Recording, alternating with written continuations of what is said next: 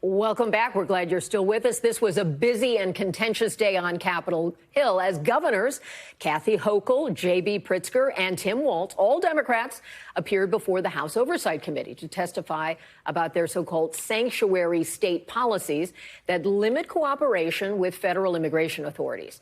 There were a lot of fireworks, including this moment when news of the incident surrounding Senator Padilla had reached members. Florida Democratic Congressman Maxwell Frost he disrupted the committee to make a motion to subpoena the Secretary of Homeland Security, that's Kristi Noem, and he was denied by the Chairman Comer, and Congresswoman Marjorie Taylor Greene had something to say. I have a point of order. State your point. We need to subpoena. That's not Secretary a point of order. Noem. Chair recognizes We Ms. just talked Green about this earlier. That's not a point. We talked Thank about you, Mr. Chairman. Reclaiming my time. Reclaiming my time. To the ground. Reclaiming my time. In handcuffs, in his own damn Oh, state. Democrats can't follow the rules, can't follow the law. Okay, so the fireworks didn't stop there. Earlier in the hearing, Republican members asking about the governors, about specific instances of violence committed by undocumented immigrants in their communities, and Democrats attacking President Trump's deployment of federal troops to Los Angeles. Now, there was one striking moment when Florida Congressman Maxwell Frost, who we saw in that clip, asked the governors how they would respond to threats of arrest from border czar Tom Homan. You know, he made that threat and then pulled it back regarding Governor Newsom. He'd floated that idea, and so Frost wanted to know if this is something that other lawmakers would be able to handle. If Tom Homan comes to Albany to arrest me, I'll say, go for it. You can't intimidate a governor. What is this country coming to? When people can threaten us on social media and on cable news and try to stop us from doing our jobs. If Tom Homan were to come to try to arrest us, I can say, first of all, that he can try.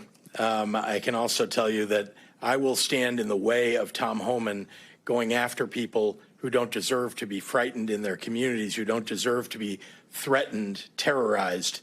I would rather that he came and arrested me than do that to the people of my state. I think threatening arrest on elected officials, Congressman, it doesn't help any of us. And Governor Pritzker's right. Our citizens are scared and angry, and it's not necessary. We can fix this with a bipartisan border bill. Help us out. Building the narratives there. Joining me now on Capitol Hill is our colleague, Melanie Zanona. And Melanie, I mean, fireworks, it might as well be the 4th of July from what we saw at the Oversight Committee today. Can you tell us, what did you take away from this hearing? You got to see it in full. What's the takeaway? Yeah, there were a number of explosive moments today as these Democratic governors went toe-to-toe with Republicans on the committee over Trump's immigration policies. Governor Tim Walz, who was just the vice presidential nominee, he was grilled repeatedly by Republicans for comparing ICE agents to Gestapo. Republicans were demanding an apology over and over again. But Walz did not back down, and he did not issue an apology. I want you to watch some of those moments, and we'll talk about it on the other side. Governor, do you and other Democrat politicians understand why referencing ICE as Gestapo is offensive? So you're calling ICE agents modern-day Nazis. Given the attacks on ICE agents that took place in Los Angeles over the weekend, don't you regard your dangerous, inflammatory rhetoric as a problem? You said earlier that the ICE agents under the orders of President Trump are a modern-day Gestapo. Do you realize how disgusting a phrase that is, considering the history of Nazi Germany? Would you like to recant that statement? What I said, Congressman, and I have a long history of supporting law enforcement, I said President Trump was using them as his modern-day Gestapo. Now, that second lawmaker that you heard here, that was Tom Emmer. He is a member of leadership. He's also from Minnesota, Tim Walz's home state. He doesn't even belong on the committee, but he was waved on in orders to go face-to-face with his home state governor.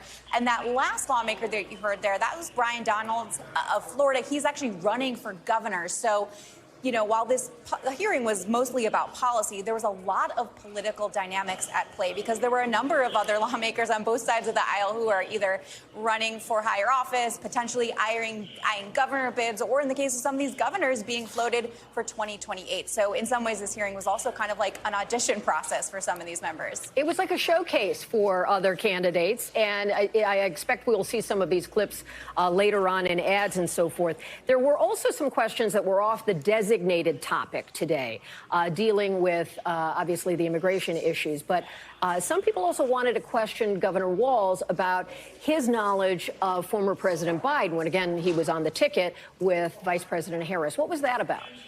Yeah, of course, Republicans wanted the opportunity to grill someone who was close to the administration because they've been itching to go after Biden and what they say has been the cover-up of his mental decline. That is something that congressional Republicans are actually investigating on that House Oversight Committee that held that hearing today. They're also bringing in a number of former Biden officials for transcribed interviews in the coming days and weeks to try to highlight that issue. So undoubtedly, they used this opportunity today with Walz in the hot seat to talk about that very issue. So we could sort of divide this in the themes that the two parties wanted. Republicans wanted to talk about crimes committed by undocumented immigrants in the states that these governors represent. And Democrats also wanted to really get at the agenda of the Trump administration where they have points to make. How would you describe their ability to get those narratives through? Yeah, well, Kelly, it's also important to point out here, this hearing was actually planned over a month ago, and it just happened to come at this really timely moment where we're seeing these ICE raids playing out in California. We're seeing these protests play out and the federal response to them. And so for Republicans, it was an opportunity to highlight what they say are these liberal-run cities that are out of control. They really took the chance to highlight some of the crimes committed by undocumented immigrants. They feel like that is a strong message for them. And that is something that Trump ran on, obviously, as a candidate. But for Democrats, on the flip side here, it was an opportunity to highlight what they say has been the overreach by the Trump administration, federalizing National Guard troops, deploying active duty Marines. So both parties really had the chance to talk about this hot button issue of immigration in their own respective ways. And obviously, this is an issue that is only continuing to escalate between the two parties right now. Honing very different messages. Mel, thank you so much. We're glad you were with us. We thank you for watching, and remember, stay updated on breaking news and top stories on the NBC News app or watch live on our YouTube channel.